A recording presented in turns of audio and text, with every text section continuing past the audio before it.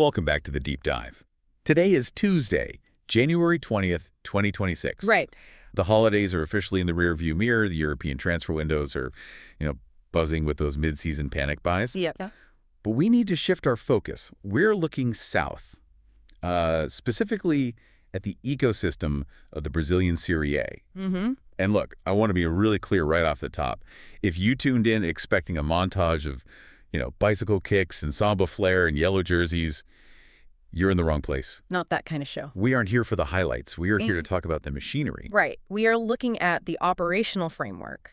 Because if you really want to understand the 2026 season that is looming over the horizon, you can't just watch the games. No. You have to understand the business logic, the structural rules, and the absolute war of attrition that this league represents. Exactly. We have a dossier on the desk today from Brazil Soccer Dark News. Which is a great name. I love that name because it implies we are getting the gritty, unfiltered look at how this thing actually operates behind the curtain. Yeah. This isn't a hype reel or, a marketing pamphlet from the Federation. This is an insider's manual. And the premise they establish right out of the gate is that this isn't just a game. It is a grueling 38-round survival test. It's the closest thing we have in global football to a perfectly balanced yet chaotic market. How so? Well, you look at the top leagues in Europe, the Premier League, the Bundesliga, even La Liga, and usually by the time you hit late January, you can narrow the title race down to maybe 2, possibly 3 clubs. Oh, for sure. It's a duopoly, or in some cases a monopoly. You know who the main characters are before the opening credits even roll? Yeah. You know who has the money to be there at the end? Precisely. But the source material highlights that the Brasileirão is arguably the most balanced national league in the world. The gap between the team at the top and the team in 10th place is structurally much, much smaller than in Europe. So it's more open. It's open, it is unpredictable, and financially the stakes are incredibly high right until the final whistle of the 38th round. So our mission today is to decode the 2026 format. We are going to look at the valuation of consistency. We're going to read the fine print of the tiebreakers, Which are fascinating. which are honestly wild compared to what you might be used to. And we are going to look at the brutal economic reality of the table. Let's start with the architecture. Section 1, the grind. Okay, so the structure is deceptively simple on paper. It's a round-robin format. 20 clubs. Simple enough. Everyone plays everyone twice, once at home, once away. That gives you 38 matches. Which sounds standard if you follow European soccer. But the source makes a very specific point to mention that there are no playoffs. No finals. No finals. And that is a crucial distinction for the mindset of the clubs in this region. In American sports, or even in some other South American leagues historically, the culture is built around the postseason. Right, you just have to make it in. You can have a mediocre regular season, get hot in the playoffs, and win the title.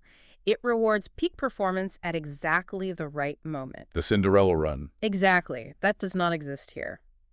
In the 2026 Brasileirão, the champion is simply the highest point earner. It is a test of accumulation, not peak performance. So you don't have to be the best team on the final day. No, you have to be the best team over 8 months. The source uses this phrase. I love it. Consistency matters more than short winning streaks. Let's unpack that. Why is consistency specifically flagged as the hard part here? Because the league is just. It's unforgiving. Brazil Soccer Dark News points out that a champion isn't made by winning a massive derby against your rival. Right, that's for the fans. That is great for the fans. It drives engagement. It sells shirts. But mathematically, beating the team in 19th place on a rainy Tuesday night is worth exactly the same amount of points. The league is a marathon where you cannot afford to trip over the small obstacles. So there are no gimme games. No easy 3 points. None. Not really. Yep. In La Liga, Real Madrid can play at 60% intensity against a relegation candidate and likely still win on talent alone. Sure.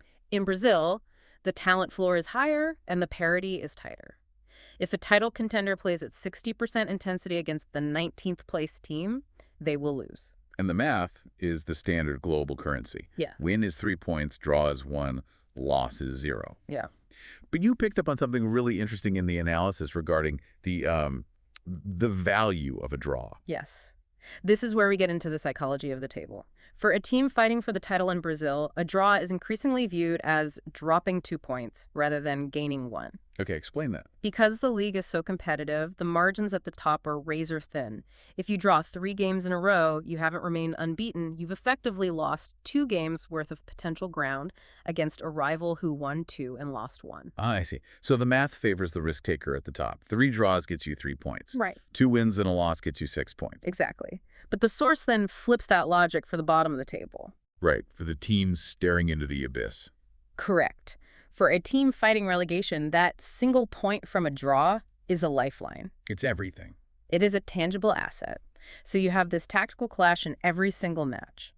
A top team desperate to maximize their asset return with a win, and a bottom team trying to salvage a fractional value just to stay alive. It creates a friction in the gameplay. A huge friction that you don't always see in leagues with wider talent gaps. Which transitions us perfectly to the fine print. Yeah. Because, inevitably, in a league this tight, teams are going to finish with the same number of points. Always. And this is where things get really, really interesting. The source outlines the hierarchy of tiebreakers for 2026. And it is distinct from what many listeners might be used to in, say, the Premier League or the Champions League. It creates a completely different incentive structure. In most European leagues, if points are tied, the first tiebreaker is goal difference. Right, total goals scored minus total goals conceded. The standard dominance metric. Mm-hmm. But in Brazil, according to the CBF rules for 2026, the number 1 tiebreaker is the number of wins. Let's just pause on that. Number of wins is the primary differentiator. That's it. Not how much you won by, not your goal difference, but simply the count of victories. It changes everything. Let's scenario plan this. Imagine you're a manager. It's the 85th minute. The score is 1-1. Okay. In a league where goal difference is king, you might say, okay, let's hold the draw. A point is good, and we don't want to risk conceding a goal that hurts our differential. You park the bus, you kill the game, protect the point. Exactly. But in the Brazilian realm, if you are tied on points with a rival at the end of the season, but they have 20 wins and you have 19 wins and a bunch more draws, They win. they win the title. Or they get the Libertadores spot. Or you get relegated. So the system is designed to incentivize winning over not losing. Precisely. It incentivizes aggression. Having a record of 10 wins and 10 losses, 30 points, is often structurally better than having 5 wins and 15 draws, also 30 points. Because that win column is your ace card. It's your ace card in a tiebreaker. It tells the manager, I don't care if you lose trying to win, but do not sit there and collect draws. That has to change the way the final 10 minutes of matches are played. It must turn into a shootout. It forces teams to treat a draw as a failure condition in certain contexts. You have to push, you have to risk it. Okay, so wins is number 1. Then we go to goal difference, then goals scored, then head-to-head. All pretty standard after that first one. For a moment. But then we get to the discipline factor. This absolutely blew my mind. This is fascinating. The 5th and 6th criteria are fewest red cards and then fewest yellow cards. Think about that. Think about the level of professionalism that demands. We are looking at a tiebreaker based on behavior. It creates a direct correlation between on-field discipline and organizational valuation. I mean, we are talking about a scenario where a team could literally lose a championship. Or get relegated. Or suffer the financial catastrophe of relegation because a midfielder lost his cruel and got a red card back in week 14. It adds this whole other layer of control to the valuation of the team. Can't just be talented. You have to be disciplined. Yeah, the source calls this a professionalism metric. It means a sloppy team is a liability, mathematically. It's a risk. It's a huge risk, and it forces the technical staff to manage player temperaments as a strategic asset. You cannot afford cheap yellow cards, taking your shirt off after a goal, kicking the ball away, arguing with the ref. All that stuff. Every single card is a negative tick on the tiebreaker ledger. I've seen discussions where analysts suggest fining players for dissent cards specifically because, come December, that card could cost the club millions in prize money or positioning. And then the ultimate chaos scenario. If everything else is equal, wins, goals, head-to-head, cards, what happens? A random draw. You're kidding. A coin toss. Effectively, yes. The source highlights this just to emphasize how tight the league is. Wow. The fact that this rule even exists on the books shows that the administration acknowledges the very real possibility of 2 teams being statistically identical after 38 rounds. That's terrifying. It adds a layer of absurdity and tension to the whole process. Can you imagine the culmination of a multi-million-dollar 8-month season coming down to a lottery? It's terrifying. So we have the structure and we have the rules. Now let's talk about the environment. Section 3. The war of attrition. Because these 38 games don't happen in a vacuum. No, and this is where the Brazil Soccer Dark News dossier really focuses on the logistics. The calendar runs from the first half of the year through to the final months, but the congestion is the real enemy here. The source notes that the league competes for space with the Copa Libertadores, the Copa Sudamericana, and the domestic Copa do Brasil. And don't forget the FIFA international breaks. Right, which stop and start momentum all the time. It is a traffic jam of fixtures, and this connects directly to Impacto Esportivo, the sporting impact and squad valuation. If you look at the 2026 season, you cannot analyze a team based on their starting EGM. The best 11 myth. Right. Fans love to compare the starting lineups. Oh, this team has a better striker. But in a 38-game season with midweek cup matches and continental travel, the starting XI is a theoretical concept. It never plays. It rarely plays together for long stretches. Success in 2026 is about the squad of 25 to 30 players. The source specifically mentions smart rotation strategies. That is the key phrase. Clubs with deeper pockets who can afford a Plan B team that is almost as good as their Plan A team, they have a distinct structural advantage. Of course. If you have to rest your star striker because he played a Libertadores match in Ecuador on Wednesday, and your backup represents a 40% drop in quality, you are going to drop points in the league. And we have to talk about the away factor. The source mentions the struggle during long stretches of away matches. For our listeners who might be used to European leagues, give us a sense of scale here. It is huge. I mean, Brazil is a continent-sized country. This isn't England where an away day is a 2-hour train ride. We're talking about flights that are comparable to crossing all of Europe. A team from the south playing in the northeast is dealing with massive travel fatigue. And the climate difference, I mean, that has to be a factor. A huge factor, exactly. You might leave a temperate 15 degrees Celsius climate in the south and land in 35-degree high humidity heat in the north. Oh, man. The physiological toll is immense. So travel fatigue acts as a leveler against talent. It does. A talented but thin squad will break down under the travel load. Yeah. They might have the skill to win, but if their legs are gone in the 70th minute because they've been on a plane for 10 hours that week, they will concede. And that's where the depth comes in. That is where the depth argument wins out. You need fresh legs that are also high quality. Let's move to the money. Because as we said at the start, this is a high-stakes ecosystem. Section 4. The financial and sporting stakes. We are talking about qualification and relegation. This is the bottom line. The table is essentially a tiered revenue system. Let's start at the top. The golden tickets. The source outlines the qualification for the Copa Libertadores. The Holy Grail. Access to the Libertadores is the primary financial accelerator for a Brazilian club. Why is it so important? It brings massive broadcast revenue, gate receipts, and global brand exposure. It allows you to sell players for higher fees. I mean, it is the engine of the business model. The rules state that the top 6 champion, runner-up, plus 3rd through 6th get direct spots. Right. But there is a nuance here, the sliding scale. This is critical for the listener to understand. The G6, the top 6 can become the G7 or even the G8. How does that happen? How does that work? It's pretty straightforward. If a Brazilian team wins the Libertadores or the Copa do Brasil, they automatically qualify for the next Libertadores. Right. But if that team also finishes in the top 6 of the league, they don't need 2 tickets. They already have one. They already have one. So their league spot passes down to the next team in the table. So suddenly, finishing 7th or 8th becomes a Libertadores spot. So you could finish 8th and still get into the premier continental tournament. Exactly. And that keeps the league alive for the mid-table teams. In many leagues, if you are in 8th place with 5 games to go, you are on the beach. Nothing to play for. You have nothing to play for. In Brazil, because of this sliding scale, 8th place could be a multi-million-dollar ticket. And below that, we have the Copa Sudamericana. Usually 7th to 12th place. It is the second tier, but still vital for exposure and revenue. So effectively, looking at the table, you have the top 12 teams fighting for continental spots. That is more than half the league. Which brings us to what I call the mid-table myth.